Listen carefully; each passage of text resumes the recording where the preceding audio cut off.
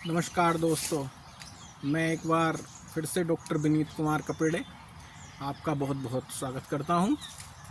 जैसा कि हमने लास्ट वीडियो में ऑटिज़म को लेके बात की थी, जिसमें हमने बताया था कि ऑटिज़म क्या है, इसके फीचर्स क्या हैं, इसका डायग्नोसिस कैसे होता है, इसका ट्रीटमेंट क्या है, वगैरह वगैरह।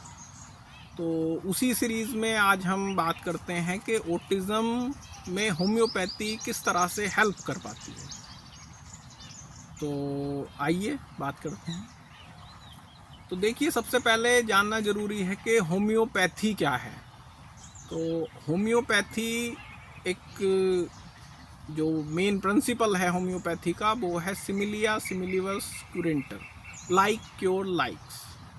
इसको हम अपनी बिल्कुल देसी भाषा में समझे तो बोल सकते हैं कि जी लोहे को लोहा काट सकता है। लाइक क्योर लाइक्स, जो जैसा है वो उस तरह की चीज़ों को ठीक कर सकता है।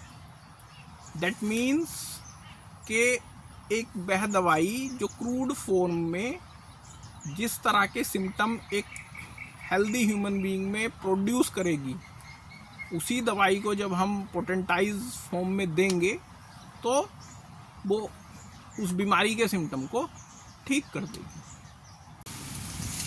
होम्योपैथी की खोज जो थी वो डॉक्टर सैमुअल हैनीमन ने की थी। जर्मनी के रहने वाले थे वो, और शुरुआत में वो भी जो थे वो एलोपैथिक प्रैक्टिशनर ही थे। लेकिन क्योंकि उस समय पे एलोपैथी इतना एडवांस भी नहीं थी, ब्लड शेडिंग बहुत ज़्यादा थी, पेन बहुत था, क्योंकि इतने तरह के एनाल्जेसिक्स तब तक नहीं खोजे गए थे। तो जिसके चलते डॉक्टर हैनीमन को ऐसा लगता था कि ये परफेक्ट ट्रीटमेंट नहीं है, this is not the perfect idea to treat और टू क्योर ए पर्सन। तो तब उन्होंने जो था इस होम्योपैथी की खोज अचानक ही हुई थी। उसमें ऐसा नहीं था कि उन्होंने कोई स्पेशली खोजा था।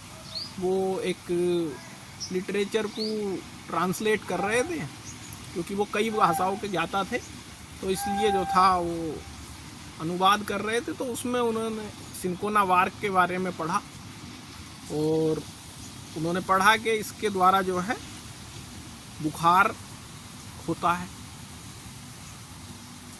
तब उन्होंने उसी को जो है प्रूव किया और उसको पोटेंटाइज किया, और उन्होंने पाया कि उससे बुखार ठीक भी होता है।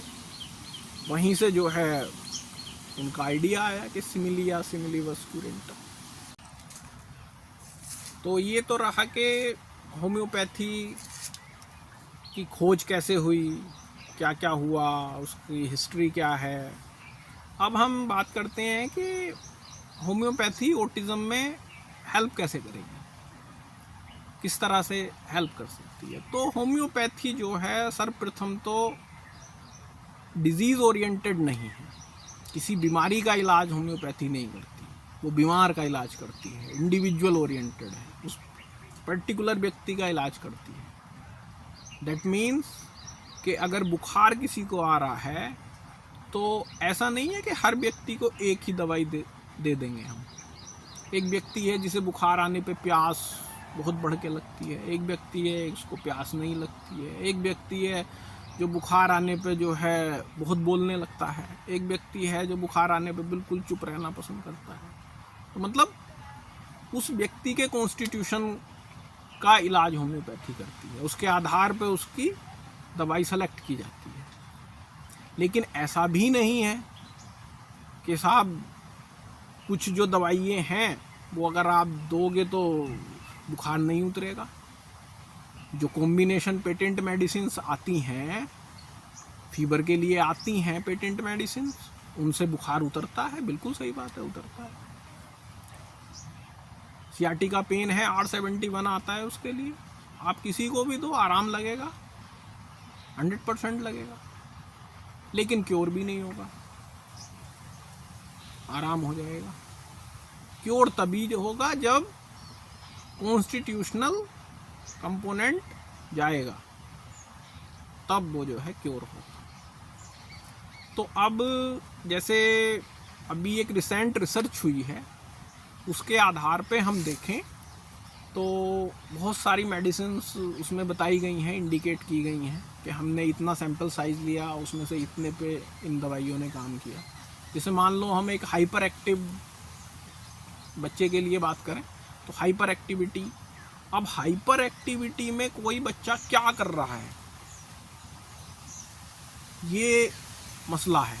हाइपर एक्टिव तो सब है, अब एक बच्चा हाइपर एक्टिविटी में जो है दौड़ रहा है, भाग रहा है, एक बच्चा जो है एक ही जगह पे लगा हुआ है, मतलब अलग अलग बिहेवियर हो जाता है हाइपर एक्टिविटी में।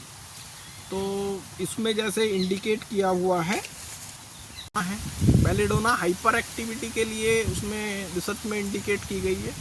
लेकिन किस तरह की हाइपर एक्टिविटी के लिए? इसमें इकोलेलिया हो, जिसमें कंसंट्रेशन ना हो बच्चे, तो ऐसा हाइपर एक्टिव बच्चा जिसकी कंसंट्रेशन बिल्कुल जीरो है और इकोलेलिया उसमें मौजूद है, तो इस तरह के बच्चों को जो है वो बेलेडोना 200 उसमें बताई गई है। एक मेडिसिन बेरिट्रम एल्बम 1M में बताई गई है। वह हाइपर एक्टिव बच्चा जो हमिंग साउंड निकालता है इस तरह। एक मेडिसिन जो है वो कैलकेरिया फोस 30 उसमें बताई गई है। तो कई सारी मेडिसिन उसमें बताई गई हैं हाइपर एक्टिविटी के लिए। टेरेंटुला का बच्चा बैठता नहीं है, इधर भाग उधर भाग, ऐसे भाग, ये भाग वहाँ भाग, ठीक है। कालीब्रोमेटम मेडिसिन है। कालीब्रोमेटम का बच्चे का जो कंसंट्रेशन है, अटेंशन वाला पार्ट जो है बहुत शॉर्ट होता है, आपने आवाज़ दी देखेगा फिर एकदम गायब। तो इस तरह से हाइपर एक्टिविटी पे ये काम करती है। इसके अलावा क्योंकि एक सोच है कहीं ना कहीं के वैक्सीन से भी ऑटिज़म का कुछ ना कुछ नाता है, ऐसा कुछ लोगों का दावा है। अब उसके लिए बताया गया है होम्योपैथी में थूजा और सिलीसिया, खासकर ऑटिज़म के केस में। नक्स वोमिका को भी लोग कहते हैं, लेकिन उस रिसर्च में थूजा और सिलीसिया जिसकी मैं बात कर रहा हूँ, मैं थूजा और सिलीसिया की बात की गई है। Thuja 1M, silicea 1M।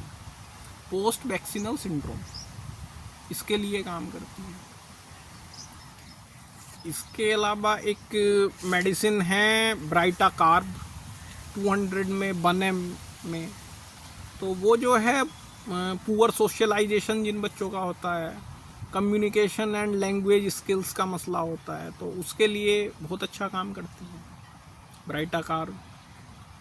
और एक बहुत अधिकतर पेरेंट्स का कंसर्न होता है कि उनका बच्चा जो है किसी को भी जाके हक कर लेता है, डिज़ायर टू हग, और लगातार फ्लैपिंग ऑफ फिंगर्स, ये उसके अंदर खूब होता है, फ्लैपिंग ऑफ फिंगर्स। और इसके अलावा ऑडियो विजुअल सेंसिटिविटी होती है। तो इस केसेस में क्या है, इन केस में क्या है कि फॉस्फोरस 200 और 1M बताई गई है। ये जो बच्चे जो है ये डिज़ायर टू हग है, फ्लैपिंग ऑफ फिंगर्स है, प्रेशर की नीड है, खासकर प्रेशर की नीड है, प्रेशराइजेशन है, तो ऐसे बच्चों को जब ओटी कराई जाती है तो उसमें प्रेशर दिया जाता है, ठीक है। तो उनकी नीड होती है प्रेशर की, तभी वो हक करते हैं किसी को। उनके चेहरे से पता चलता है कि इन्हें प्रेशर चाहिए, ये इस तरह का उनका मूवमेंट आता है।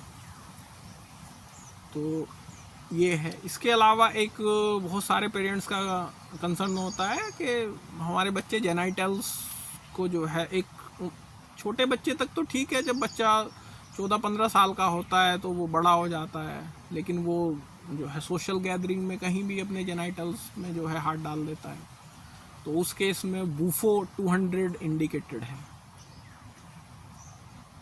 तो इस तरह से होम्योपैथी आपकी हेल्प कर सकती है। लेकिन इसके साथ साथ वो बच्चा, उस बच्चे की टोटलिटी क्या है, वो किस ग्रुप का बच्चा है, जैसे कैलकेरिया ग्रुप का है मान लो, तो उसमें हम कैलकेरिया कार्ब वगैरह दे सकते हैं, तो वो उसमें एक वैल्यू एडिशन हो जाएगा।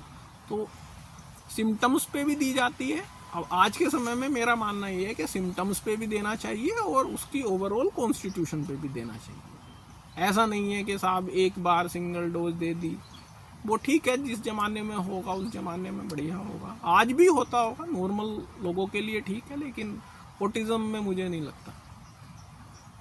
तो हर तरह की अप्रोच को ध्यान में रखकर जो है, अगर इन बच्चों की हेल्प की जाए तो डेफिनेटली हेल्प होती है।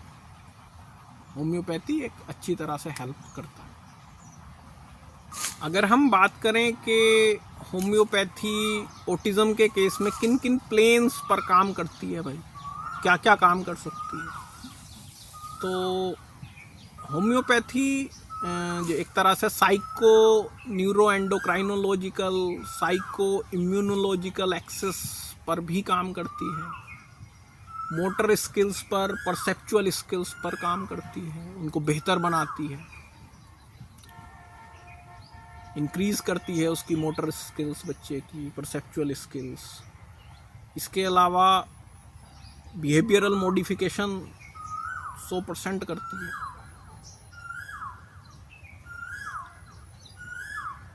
और हाइपर एक्टिविटी की बात करें तो हाइपर एक्टिविटी को बैक टू नॉर्मल करती है, बहुत हेल्पफुल है इसमें भी।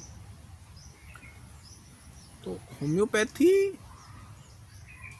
कहें तो एक तरह से कमाल भी करती है।